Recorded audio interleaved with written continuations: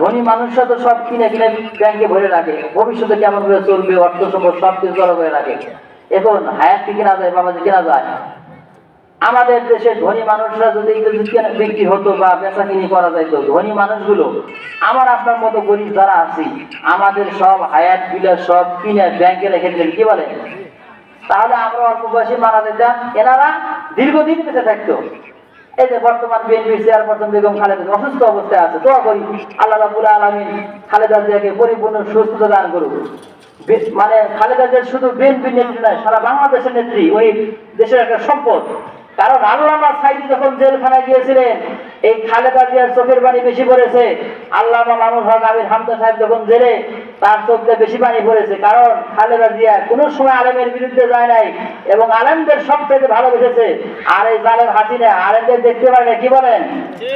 এই জন্য খালেদা জিয়ার জন্য সারা পৃথিবী থেকে বাংলাদেশের আলেমরা পর্যন্ত দোয়া করে, আমরাও দোয়া করি আল্লাহ রাব্বুল আলামিন ওনাকে অতি দ্রুত সুস্থ করে দিন। সকলে বলেন আল্লাহুম্মা আমিন। মাহফিলের শুরুতে আমরা তাকবীর দেব, কারণ তাকবীর দিলে পরে শয়তানগুলো দূর হয়ে যায়। আর তাকবীর না দিলে শয়তান এখানে বসে বলে, কানে কানে বলে ওঠে চলে যাবানি ছিল, আছে কিনা? বলে কি বলে না? এরপরে যারা ইমানদার তারাই মাহফিল এসে বসে পড়ে, আর যারা ইমানদার ছাড়া দেখবেন মেলার ভিতরে ঘুরতেছে। তবে এই সরকার পাড়া মেলার মধ্যে বেশি লোকজন নেই, কি বলেন? আছে?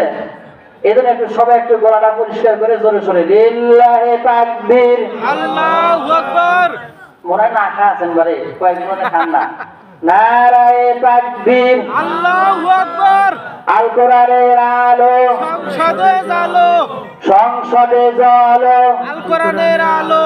নবী রাসূল যেখানে, আমরা আছি সেখানে, মসজিদ মাদ্রাসা যেখানে, আমরা আছি সেখানে, আলেম ওলামা যেখানে, আমরা আছি সেখানে, শেখ হাসিনা যেখানে, আমরা নাই সেখানে থাকা যাবে না। আগে নাম না বললে কি বিপদ, কি বলেন? হায় হায় মুসিবত ধরে নিয়ে গেছে কতবার। আর এখন সেই সুযোগ আছে? না। এখন নাম বলতে দেরি, পেটন মারি পুরো না, কি বলেন? ঠিক। একটু বলে দেখেন তো। দেখেন এই যে সামনে নির্বাচন আসতেছে, নির্বাচনের সময় ওই কুড়িগ্রাম গেছিলাম ওয়াজ করার জন্য।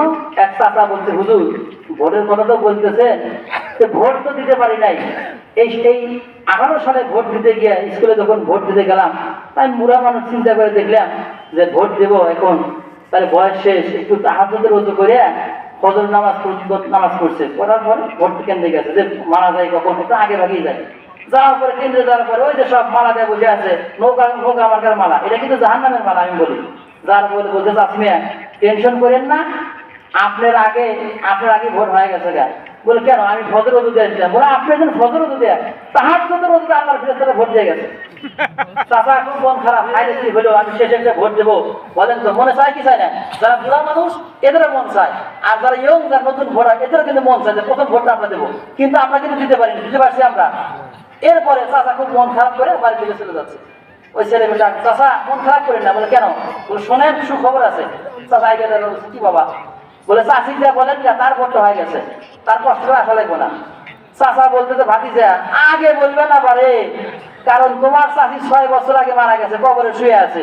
একটু আগে বললে তো দেখা সাক্ষাৎ হইতো আপাতত। আমি বুড়া মানুষ, বলেন তো যাদের বউ নাই, বুড়া মানুষ যারা, এদের কষ্টের শেষ নাই।